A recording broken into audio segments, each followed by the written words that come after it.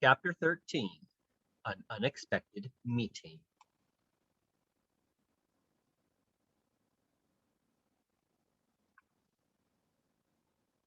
Wake up, Diggory. Wake up, Fledge, Came the voice of Polly. it has turned into a toffee tree, and it's the loveliest morning. The low, early sunshine was streaming through the wood, and the grass was gray with dew and the cobwebs. And the grass was gray with dew, and the cobwebs were like silver.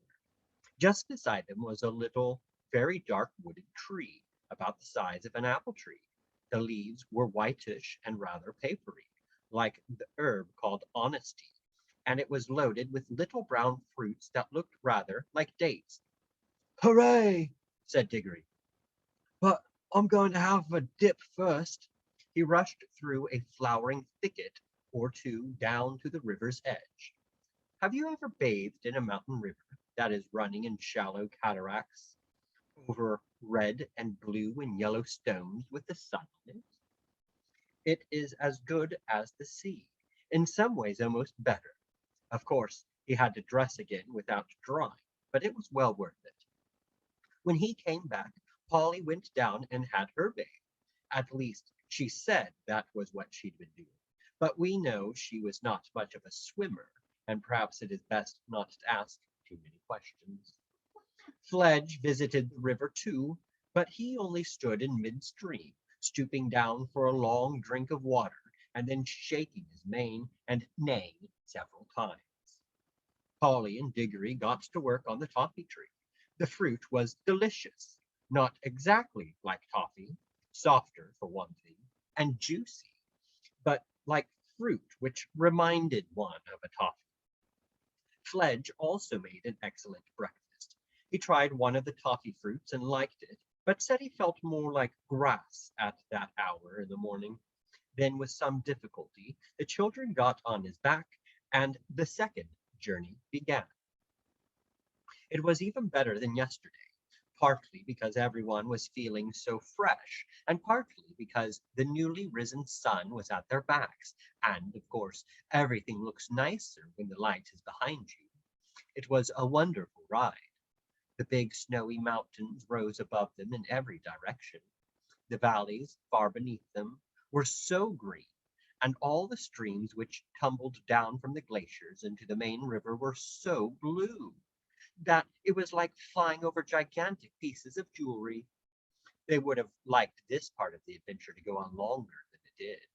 But quite soon they were all sniffing the air and saying, What is it? Did you smell something? And Where's it coming from? for a heavenly smell, warm and golden, as if from all the most delicious fruits and flowers of the world was coming up to them from somewhere ahead. It's coming from that valley with the lake in it, Said Fledge. So it is. Said Diggory. And look, there's a green hill at the far end of the lake. And look how blue the water is. It must be the place, said all three. Fledge came lower and lower in wide circles. The icy peaks rose up higher and higher above. The air came up warmer and sweeter every moment, so sweet that it almost brought the tears to your eyes. Fledge was now gliding with his wings spread out motionless on each side and his hoofs pawing for the ground. The steep green hill was rushing towards them. A moment later he alighted on its slope, a little awkwardly. The children rolled off, fell without hurting themselves on the warm vine grass, and stood up, panting a little. They were 3/4 of the way up the hill, and set out at once to climb to the top. I don't think Fledge could have managed this without his wings to balance him, and to give him the help of a flutter now and then. All round the very top of the hill ran a high wall of green turf. Inside the wall, trees were growing. Their branches hung out over the wall. Their leaves showed not only green, but also blue and silver when the wind stirred them. When the travelers reached the top, they walked nearly all the way round it outside the green wall before they found the gates, high gates of gold, fast shut, facing due east. Up till now, I think Fledge and Polly had had the idea that they would go in with Diggory, but they thought so no longer. You never saw a place which was so obviously private. You could see at a glance that it belonged to someone else. Only a fool would dream of going in unless he had been sent there on a very special business. Diggory himself understood at once that the others wouldn't and couldn't come in with him. He went forward to the gates alone. When he had come close up to them, he saw words written on the gold with silver letters, something like this: "Come in by the gold gates, or not at all. Take of my fruit for others, or forbear.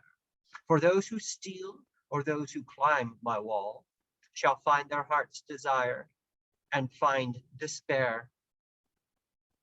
Take of my fruit for others, said Diggory to himself. well, that's what I'm going to do. It means I mustn't eat any myself, I suppose. I don't know what all that jaw in the last line is about. Come in by the gold gates. Well, who'd want to climb a wall if he could get in by a gate? But how do the gates open?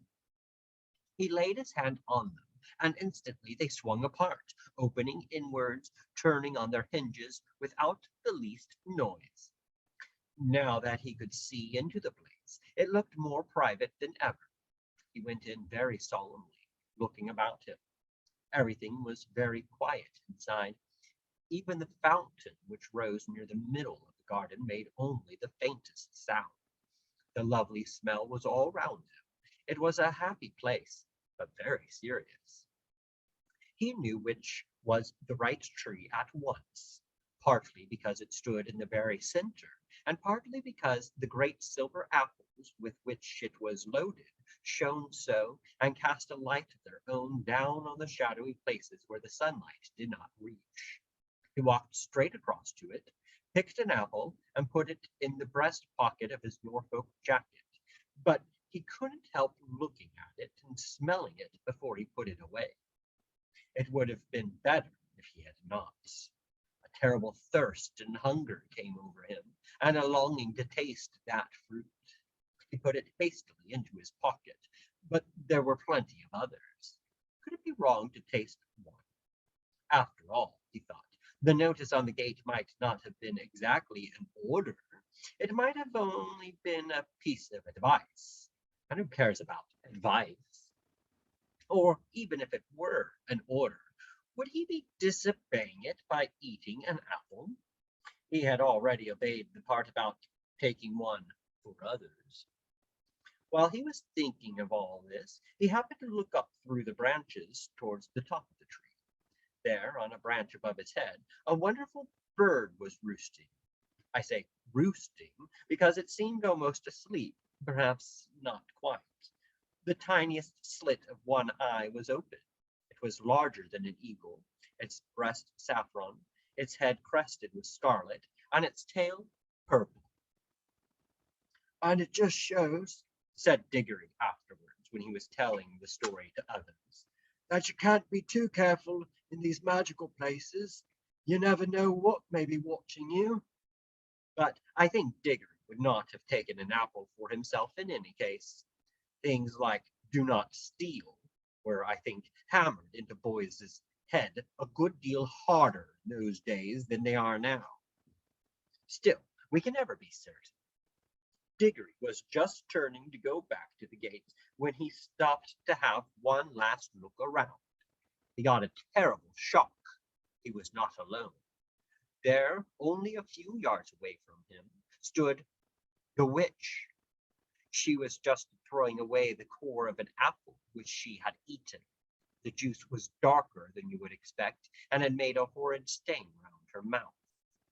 Diggory guessed at once that she must have climbed in over the wall, and he began to see that there might be some sense in that last line about getting your heart's desire and getting despair along with it. For the witch looked stronger and prouder than ever, and even in a way triumphant, but her face was deadly white, white as salt. All this flashed through Diggory's mind in a second. Then he took to his heels and ran for the gates as hard as he could pelt, the witch after him. As soon as he was out, the gates closed behind him of their own accord. That gave him the lead, but not for long. By the time he had reached the others and was shouting out, Quick, get on, Polly. Get up, Fledge. the witch had climbed the wall or vaulted over it and was close behind him again. Stay where you are, Cried Diggory, turning round to face her. or we'll all vanish. Don't come an inch nearer. Foolish boy, said the witch, why do you run from me? I mean you no harm. If you do not stop and listen to me now, you will miss some knowledge that would have made you happy all your life. Well, I don't want to hear it, thanks, said Diggory, but he did. I know what errand you have come on, continued the witch, for it was I who was close beside you in the woods last night and heard all your counsels. You have plucked fruit in the garden yonder.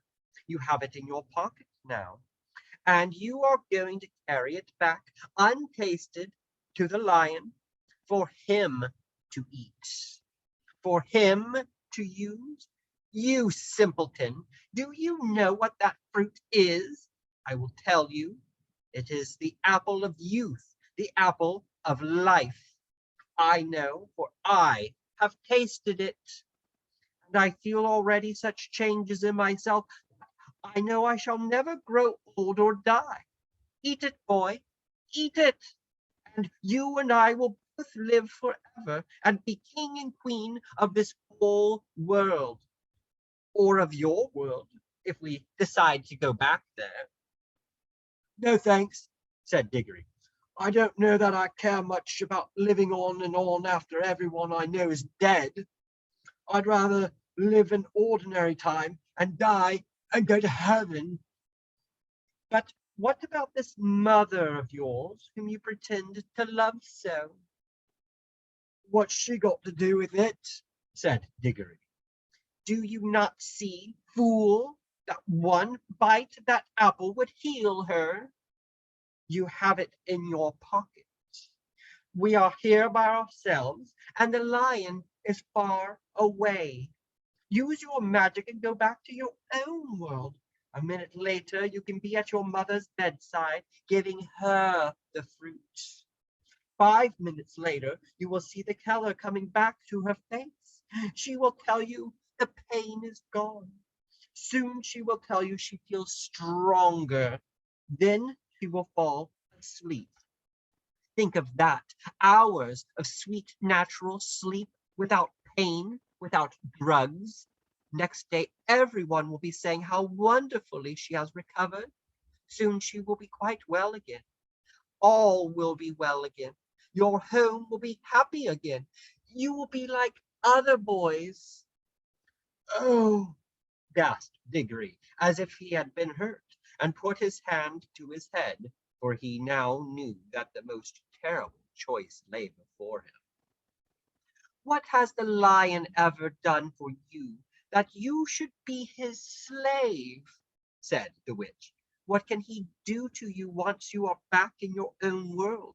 And what would your mother think if she knew that you could have taken her pain away and given her back her life and saved your father's heart from being broken, and that you wouldn't, that you'd rather run messages for a wild animal in a strange world? It's no business of yours. I don't think he is a wild animal, said Diggory in a dried up sort of voice. He is, I don't know. Then he is something worse, said the witch. Look what he has done to you already. Look how heartless he has made you.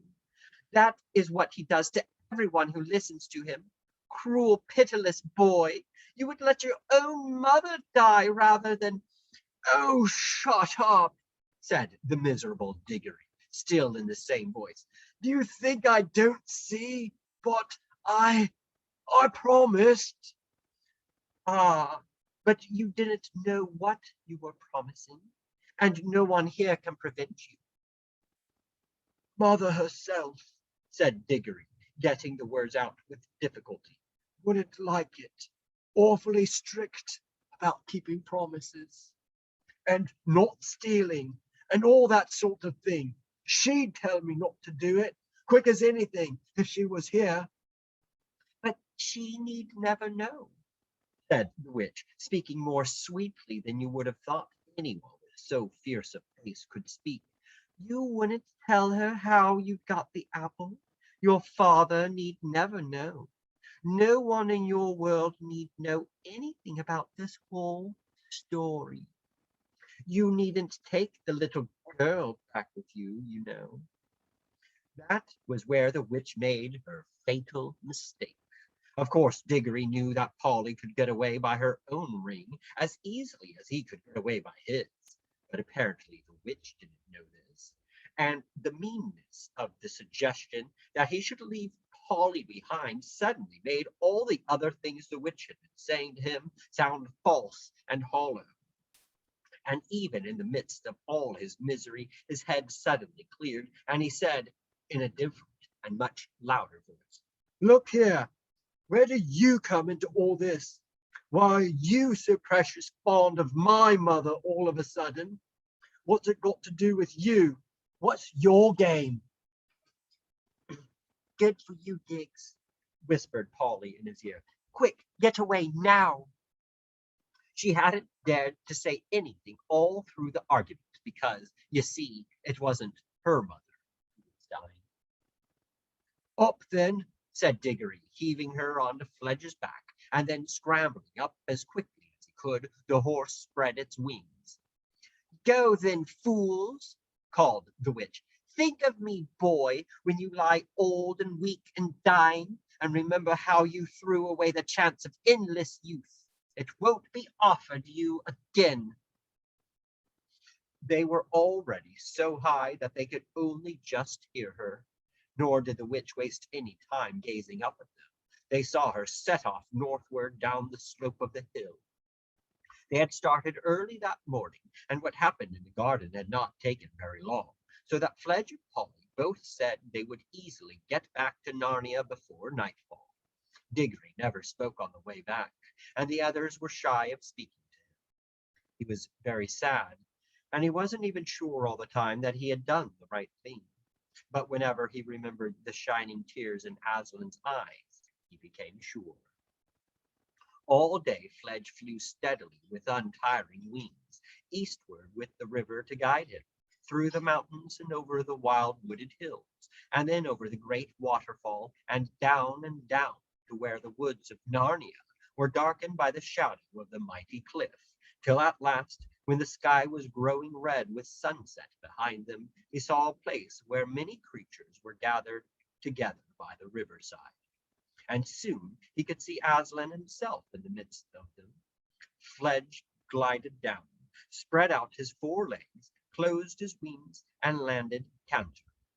Then he pulled up. The children dismounted. Diggory saw all the animals, dwarfs, satyrs, nymphs, and other things drawing back to the left and right to make way for him. He walked up to Aslan, handed him the apple, and said, I've brought you the apple you wanted, sir.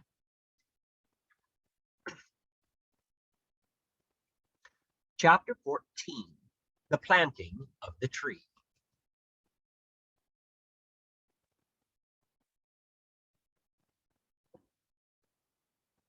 Well done, said Aslan in a voice that made the earth shake. Then Diggory knew that all the Narnians had heard these words, and that the story of them would be handed down from father to son in that new world for hundreds of years, and perhaps forever. But he was in no danger of feeling conceited, for he didn't think about it at all now. For he didn't think about it at all now that he was face to face with Aslan. This time he found he could look straight into the lion's eyes. He had forgotten his troubles and felt absolutely content. Well done, son of Adam, said the lion again. For this fruit you have hungered and thirsted and wept. No hand but yours shall sow the seed of the tree that is to be the protection of Narnia. Throw the apple towards the river bank where the ground is soft. Diggory did as he was told.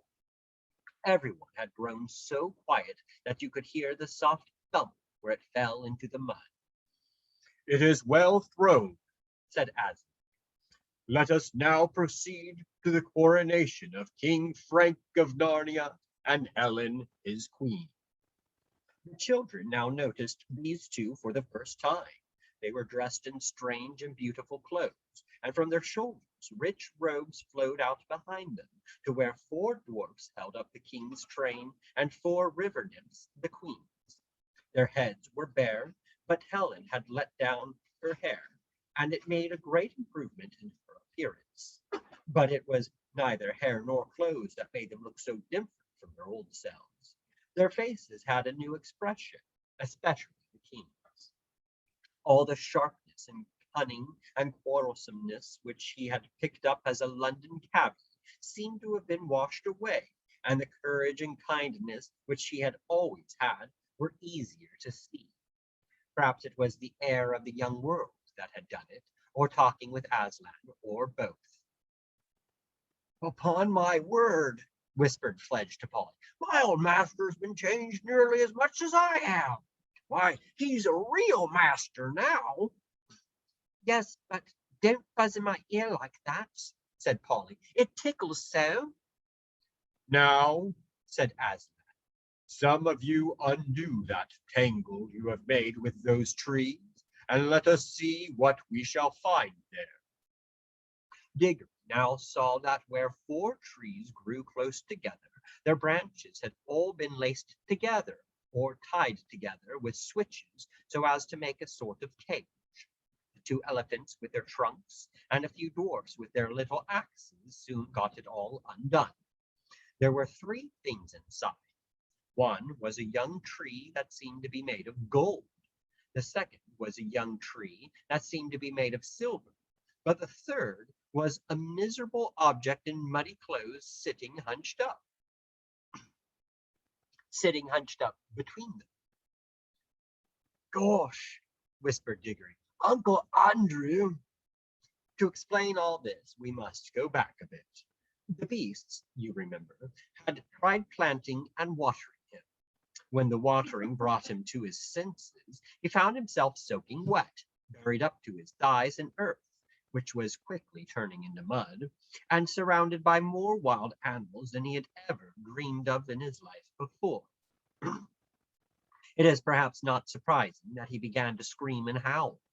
This was in a way a good thing, for it at last persuaded everyone, even the warthog, that he was alive. So they dug him up again. His trousers were in a really shocking state by now. As soon as his legs were freed, he tried to bolt, but one swift curl of the elephant's trunk round his waist soon put an end to that. Everyone now thought he must be safely kept somewhere, till Aslan had time to come and see him, and say what should be done about him. So they made a sort of cage or coop all around him. They then offered him everything they could think of to eat. The donkey collected great piles of thistles and threw them in, but Uncle Andrew didn't seem to care about them. The squirrels bombarded him with volleys of nuts, but he only covered his head with his hands and tried to keep out of the way. Several birds flew to and fro, diligently dropping worms on him. The bear was especially kind. During the afternoon, he found a wild bee's nest, and instead of eating it himself, which he would very much like to have done, this worthy creature brought it back to Uncle Andrew. But this was in fact the worst failure of all. The bear lobbed the whole sticky mass over the top of the enclosure, and unfortunately it hit Uncle Andrew slap in the face. Not all the bees were dead. The bear, who would not at all have minded being hit in the face by a honeycomb himself, could not understand why Uncle Andrew staggered back, slipped, and sat down. And it was sheer bad luck that he sat down on the pile of thistles. And anyway, As the warthog said, quite a lot of honey. has got into the creature's mouth, and that's bound to have done it some good.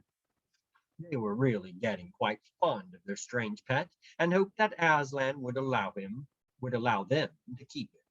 The cleverer ones were quite sure by now that at least some of the noises which came out of his mouth had a meaning. They christened him Brandy because he made that noise so often. In the end, however, they had to leave him there for the night. Aslan was busy all that day instructing the new king and queen and doing other important things, and could not attend to poor old Brandy. What with the nuts, pears, apples, and bananas that had been thrown into him, he did fairly well for supper, but it wouldn't be true to say that he passed an agreeable night. Bring out that creature, Said Aslan. One of the elephants lifted Uncle Andrew in its trunk and laid him at the lion's feet. He was too frightened to move. Please, Aslan, said Paul, could you say something to unfrighten him? And then could you say something to prevent him from ever coming back here again? Do you think he wants to? Said Aslan. Well, Aslan, said Paul, he might send someone else. He's so excited about the bar off the lamppost growing into a lamppost tree, and he thinks. He thinks great folly, child, Said Aslan. This world is bustling with life for these few days, because the song with which I called it into life still hangs in the air and rumbles in the ground. It will not be for so long.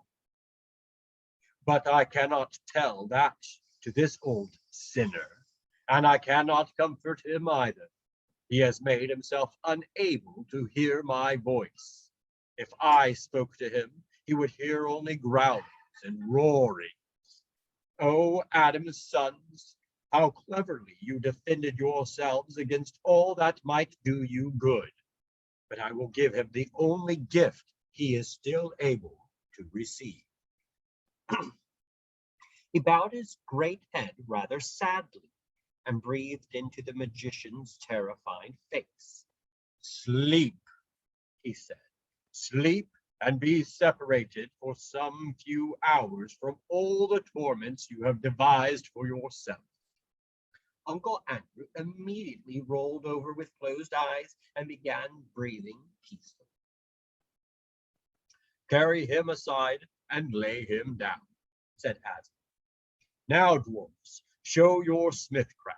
Let me see you make 2 crowns for your king and queen. More dwarfs than you could dream of rushed forward to the golden tree. They had all its leaves stripped off, and some of its branches torn off too, before you could say Jack Robinson. And now the children could see that it did not merely look golden, but was of real soft gold. It had, of course, sprung up from the half-sovereigns which had fallen out of Uncle Andrew's pocket when he was turned upside down, just as the silver tree had grown up from the half-crowns. From nowhere, as it seemed, piles of dry brushwood for fuel, a little anvil, hammers, tongs, and bellows were produced. Next moment, how those dwarfs loved their work! The fire was blazing, the bellows were roaring, the gold was melting, the hammers were clinking.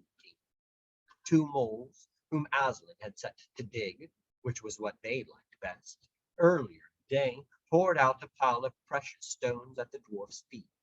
Under the clever fingers of the little smiths, 2 crowns took shape, not ugly, heavy things like modern European crowns, but light, delicate, beautifully shaped circles that you could really wear and look nicer by wearing.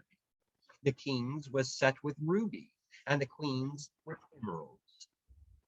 When the crown had been cooled in the river, Aslan made Frank and Helen kneel before him, and he placed the crowns on their heads. Then he said, Rise up, king and queen of Narnia, father and mother of many kings that shall be in Narnia and the Isles and Archenland. Be just and merciful and brave. The blessing is upon you. Then everyone cheered or bayed or neighed or trumpeted or clapped its wings, and the royal pair stood looking solemn and a little shy, but all the nobler for their shyness. And while Diggory was still cheering, he heard the deep voice of Aslan beside him saying, "Look!" Everyone in that crowd turned its head, and then everyone drew a long breath of wonder and delight. A little way off, towering over their heads, they saw a tree which had certainly not been there before. It must have grown up silently, yet swiftly as a flag rises when you pull it up on a flagstaff, while they were all busied about the coronation. Its spreading branches seemed to cast a light rather than a shade, and silver apples peeped out like stars from under every leaf. But it was a smell which came from it, even more than the sight, that had made everyone draw in their breath. For a moment one could hardly think about anything else. "Son of Adam," said Aslan, "you have sown well, and you, Narnians, let it be your first care to guard this tree, for it is your shield. The witch of whom I told you has fled far away into the north of the world.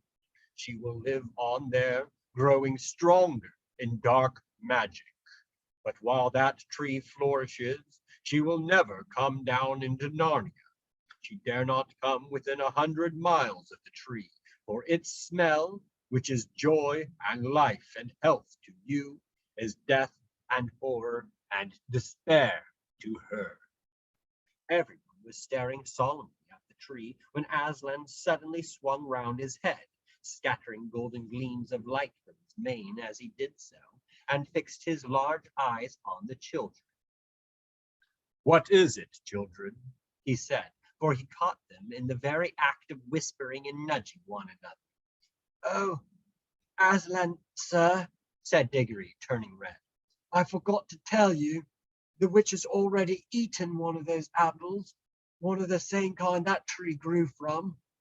He hadn't really said all he was thinking, but Polly at once said it for him.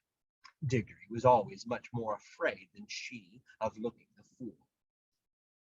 "So we thought, Aslan," she said, "that there must be some mistake, and you can't really mind the smell of those apples." "Why do you think that, daughter of Eve?" asked the lion. "Well, she ate one." "Child," he replied, "that is why all the rest are now a horror to her. That is what happens to those who pluck and eat fruits at the wrong time and in the wrong way. The fruit is good, but they loathe it ever after." "Oh, I see," said Paul. "And I suppose because she took it in the wrong way, it won't work for her. I mean, it won't make her always young and all that." "Alas," said Aslan, shaking his head, "it will. Things always work according to their nature. She has won her heart's desire. She has unwearying strength and endless days like a goddess. But length of days with an evil heart is only length of misery, and already she begins to know it.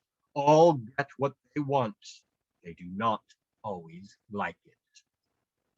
I nearly ate one myself, Aslan, said Digger. would I? "You would, child," said Aslan, "for the fruit always works. It must work. But it does not work happily for any who pluck it at their own will. If any Narnian, unbidden, had stolen an apple and planted it here to protect Narnia, it would have protected Narnia. But it would have done so by making Narnia into another strong and cruel empire like Char, not the kindly land I mean it to be. And the witch tempted you to do another thing, my son. Did she not?" Yes, Aslan. She wanted me to take an apple home to mother.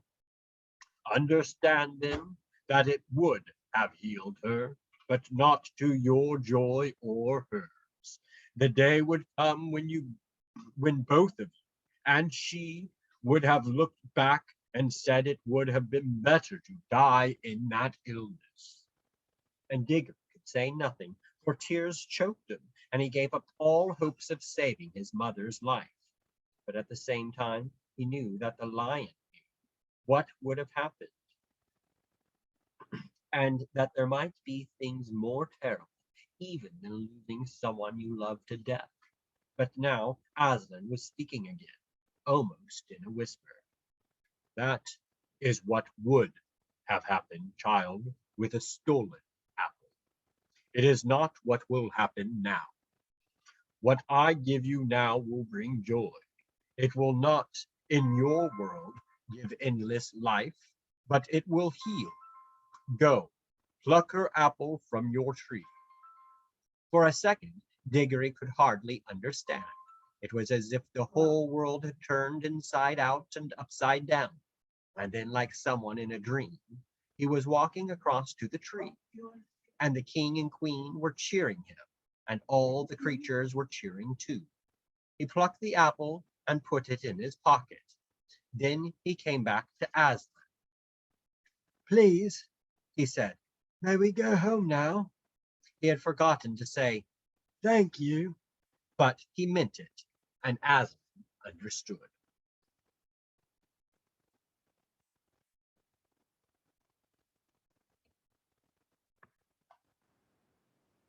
Chapter 15.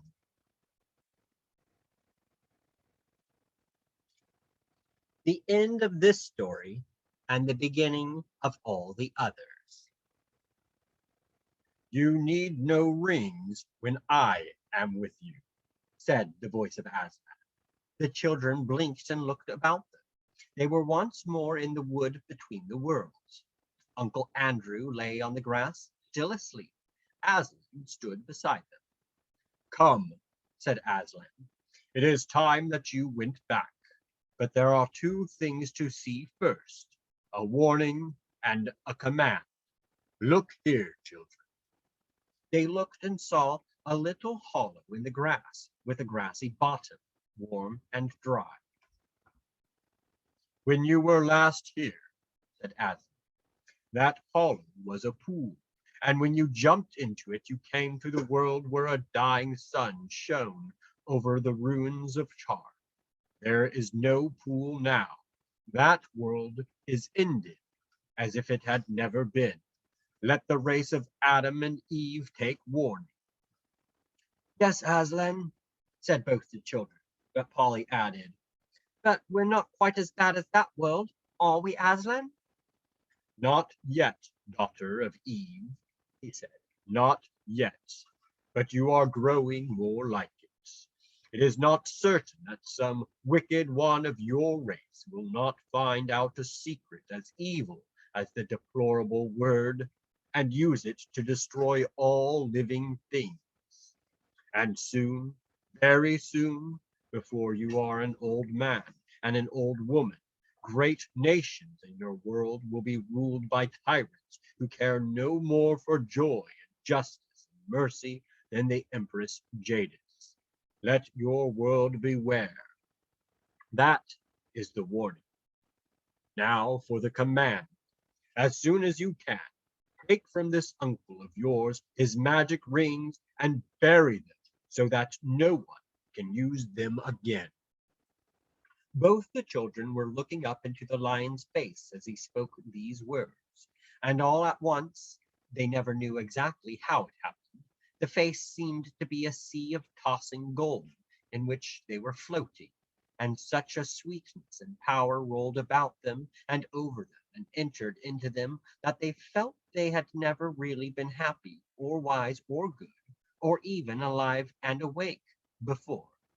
And the memory of that moment stayed with them always, so that as long as they both lived, if ever they were sad or afraid or angry, the thought of all that golden goodness and the feeling that it was still there, quite close, just round some corner, or just behind some door, would come back and make them sure deep down inside that all was well. Next minute, all three of them, Uncle Andrew now awake, came tumbling into the noise, heat, and hot smells of London. They were on the pavement outside the Ketterleys' front door, and except that the witch, the horse, and the cabby gone, everything was exactly as they had left it. There was a lamp post with one arm missing, there was the wreck of the hansom cab, and there was the crowd.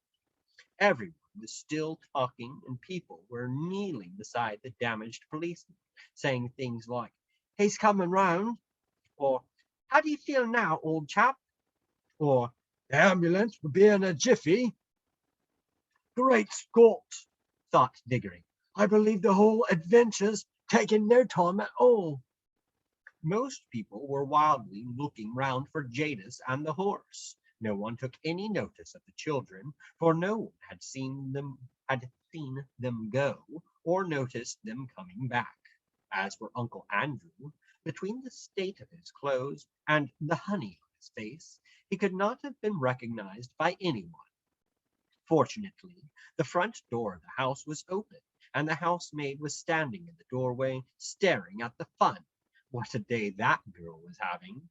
So the children had no difficulty in bustling Uncle Andrew indoors before anyone asked any questions. He raced up the stairs before them, and at first they were very afraid he was heading for his attic and meant to hide his remaining magic rings. But they needn't have bothered. What he was thinking about was the bottle in his wardrobe, and he disappeared at once into his bedroom and locked the door. When he came out again, which was not for a long time, he was in his dressing gown and made straight for the bath. Can you get the other rings, Paul? Said Diggory. I want to go to Mother. Right, see you later, said Polly, and clattered up the attic stairs. Then Diggory took a moment to get his breath, and then went softly into his mother's room. And there she lay, as he had seen her lie so many other times, propped up on the pillows, with a thin, pale face that would make you cry to look at it. Diggory took the apple of life out of his pocket, and just as the witch Jadis had looked different when you saw her in our world instead of her own, so the fruit of that mountain garden looked different too. There were, of course, all sorts of colored things in the bedroom, the colored counterpane on the bed, the wallpaper, the sunlight from the window, and Mother's pretty pale blue dressing jackets. But the moment Diggory took the apple out of his pocket, all those things seemed to have scarcely any color at all. Every one of them, even the sunlight, looked faded, dingy. The brightness of the apple threw strange lights on the ceiling. Nothing else was worth looking at. You couldn't look at anything else.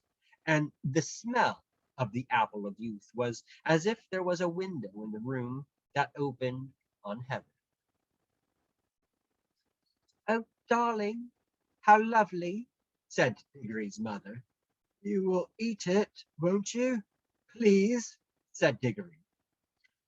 I don't know what the doctor would say, she answered, but really, I almost feel as if I could. He peeled it and cut it up and gave it to her piece by piece. And no sooner had she finished it than she smiled, and her head sank back on the pillow, and she was asleep. A real, natural, gentle sleep, without any of those nasty drugs, which was, as Diggory knew, the thing in the whole world that she wanted most. And he was sure now that her face looked a little different. He bent down and kissed her very softly, and stole out the room with a beating heart, taking the core of the apple with him. For the rest of that day, whenever he looked at the things about him, and saw how ordinary and unmagical they were, he hardly dared to hope. But when he remembered the face of Aslan, he did hope. That evening he buried the core of the apple in the back garden. Next morning, when the doctor made his usual visit, Diggory leant over the banister to listen. He heard the doctor come out with Aunt Letty and say, Miss Ketterling, this is the most extraordinary case I have ever known in my whole medical career. It is like a miracle. I wouldn't tell the little boy anything at present. We don't want to raise any false hopes. but in my opinion, then his voice became too low to hear. That afternoon he went down the garden and whistled their agreed secret signal for Polly. She hadn't been able to get back the day before. "What luck?" said Polly, looking over the wall. "I mean, about your mother?" I think I think it's going to be all right, said Diggory. but if you don't mind, I'd really rather not talk about it yet. What about the rings? "I've got them all," said Polly. "Look, it's all right. I'm wearing gloves. Let's bury them." Yes, let's. I've marked the place where I buried the core of apple yesterday. Then Polly came over the wall, and they went together to the place. But as it turned out, Diggory need not have marked the place. Something was already coming up. It was not growing so that you could see it grow, as the new trees had done in Narnia, but it was already well above ground. They got a trowel and buried all the magic rings, including their own ones, in a circle around it. But about a week after this, it was quite certain that Diggory's mother was getting better. About a fortnight later, she was able to sit out in the garden, and a month later, that whole house had become a different place. Aunt Letty did everything that mother liked. Windows were opened, frowsy curtains were drawn back to brighten up the room. There were new flowers everywhere, and nicer things to eat, and the old piano was tuned, and mother took up her singing again, and had such great games with Diggory and Polly that Aunt Letty would say, "I declare, Mabel, you're the biggest baby of the three." When things go wrong, you'll find they usually go on getting worse for some time. But when things once start going right, they often go on getting better and better.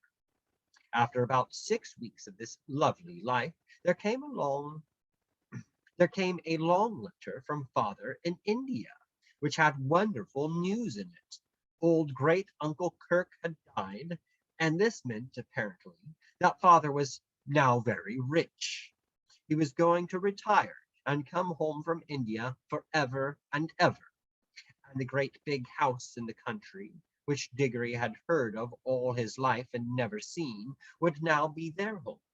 The big house with the suits of armor, the stables, the kennels, the river, the park, the hothouses, the vineries, the woods, and the mountains behind it, so that Diggory felt just as sure as you that they were all going to live happily ever after. But perhaps you would like to know just one or two things more. Polly and Diggory were always great friends, and she came nearly every holidays to stay with them at their beautiful house in the country. And that was where she learned to ride and swim and milk and bake and climb. In Narnia, the beasts lived in great peace and joy, and neither the witch nor any other enemy came to trouble that pleasant land for many 100 years. King Frank and Queen Helen and their children lived happily in Narnia, and their second son became king of Archenland. The boys married nymphs, and the girls married wood gods and river gods. The lamppost, which the witch had planted without knowing it, shone day and night in the Narnian forest, so that the place where it grew came to be called Lantern Waste. And when many years later another child from our world got into Narnia on a snowy night, she found the light still burning, and that adventure was, in a way, connected with the ones I have just been telling. It was like this: the tree which sprang from the core of the apple that Diggory planted in the back garden lived and grew into a fine tree, growing in the soil of our world, far out of the sound of Aslan's voice, and far from the young air of Narnia. It did not bear apples that would revive a dying woman, as Diggory's mother had been revived, though it did bear apples more beautiful than any others in England, and they were extremely good for you, though not fully magical. But inside itself, in the very sap of it, The tree, so to speak, never forgot that other tree in Narnia to which it belonged. Sometimes it would move mysteriously when there was no wind blowing. I think that when this happened, there were high winds in Narnia, and the English tree quivered because, at that moment, the Narnia tree was rocking and swaying in a strong southwestern gale. However that might be, it was proved later that there was still magic in its wood. For when Diggory was quite middle-aged, and he was a famous learned man, a professor, and a great traveler by that time, and the Ketterleys' old house belonged to him, there was a great storm all over the south of England, which blew the trees down. He couldn't bear to have it simply chopped up for firewood, so he had part of the timber made into a wardrobe, which he put in his big house in the country. And though he himself did not discover the magic properties of that wardrobe, someone else did. That was the beginning of all the comings and goings between Narnia and our world, which you can hear of in other books. When Diggory and his people went to live in the big country house, they took Uncle Andrew to live with them, for Diggory's father said, We must try to keep the old fellow out of mischief, and it isn't fair that poor Letty should have him always on her hands. Uncle Andrew never tried any magic again as long as he lived. He had learned his lesson, and in his old age he became a nicer and less selfish old man than he had ever been before. But he always liked to get visitors alone in the billiard and tell them stories about a mysterious lady, a foreign royalty, with whom he had driven about London. A devilish temper she had, he would say, but she was a damn fine woman, sir, a dim fine woman.